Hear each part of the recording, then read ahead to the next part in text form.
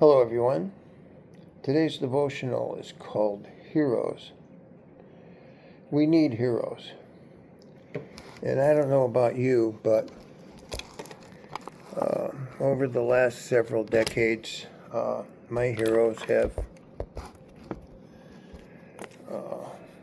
failed me badly. Uh,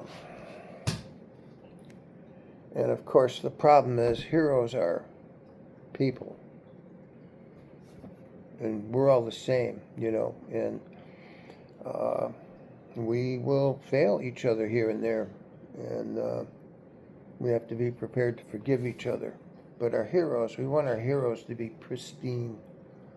We want them to be effortless in their ability to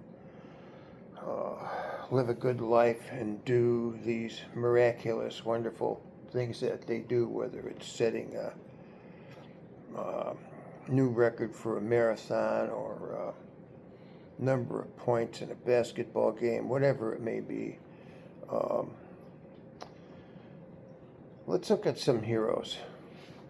In the Old Testament, we got Noah. He built an ark, saved his family, saved mankind, saved all the animals that we have today. He had his struggles, like anybody else. We've got Moses, who led the Israelites out of slavery in Egypt, parted the Red Sea, received the Ten Commandments on Mount Sinai, and then he was deprived going into the Promised Land because he made an error, a prideful error, and God wouldn't let him in. We've got Joshua, who took over leadership after Moses and led the Israelites into the Promised Land, famous for the miraculous fall of the walls of Jericho. We've got David. Now, David, wow. The humble shepherd boy defeated the Philistine giant Goliath and grew to become one of Israel's greatest kings. And yet, he did a lot of screwy stuff. The biggest errors being infatuated with Bathsheba and setting it up so her husband Uriah would die in battle. And he was a hero. He was a mighty man, and just to cover up the fact that he got Bathsheba pregnant, David set up Uriah to be killed. And then, of course, God told him not to do a census, and he did a census. And 70,000 men were killed by God because David wouldn't listen. And yet God called him a man after his own heart. So we've got Esther, a Jewish queen who bravely risked her life to reveal a plot to annihilate her people and saving her nation. And finally, Daniel, who was thrown into a lion's den for his devotion to God. He was protected through divine intervention and remained a wise advisor to foreign kings. So some of these leaders did better than others.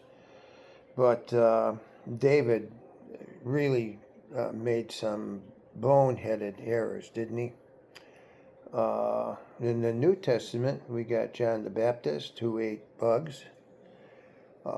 That's not a sin, it's just really strange. We got Peter, who walked on water. We've got Paul, who was a murderous Pharisee, who was won over by Jesus when he literally knocked him off his horse, blinded him for a few days, and Paul became the writer of most of the New Testament. And then we got Mary Magdalene, who was a devoted follower of Jesus, was the first to see the resurrected Christ and played a crucial role in sharing the news of the resurrection. And she probably also funded a good portion of Jesus' ministry when he was on the road for 3 years, essentially homeless. And Jesus is our hero, of course. And by today's standards, he was a homeless guy. He didn't have a He didn't have an address. He was always moving around. He was very humble, so they wore, him and his apostles all wore the bare essentials, and didn't have extra money to do stuff. So even Jesus today, if Jesus showed up at our church, he would probably be in a scruffy outfit, and who knows if he'd be turned away at our door. So what is it about heroes? Well, here's the simple truth. Without heroes, we would all just be ordinary people who had no idea what we could possibly be capable of when we were at our best. And that's it in a nutshell. We need our heroes. We needed someone to break the 5-minute mile. We needed someone to break that basketball record, or win that golf tournament, or hit a home run to save the day and win the World Series. We needed our Babe Ruths and our Roy Rogers and our Davy Crockett's, and so much myth is involved around some of these heroes like Zorro. But that's why we need heroes. We need heroes to show us what we can do when we're at our best. And I want to take that into the church. So we need to look at the heroes in the church.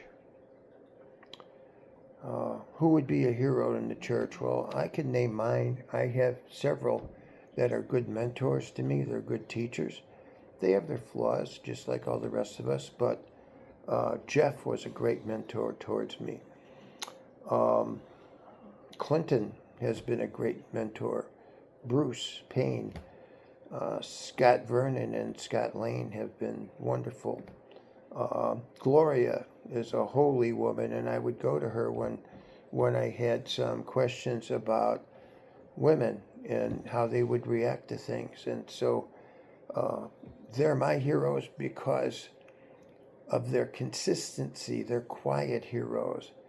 They are just there all the time.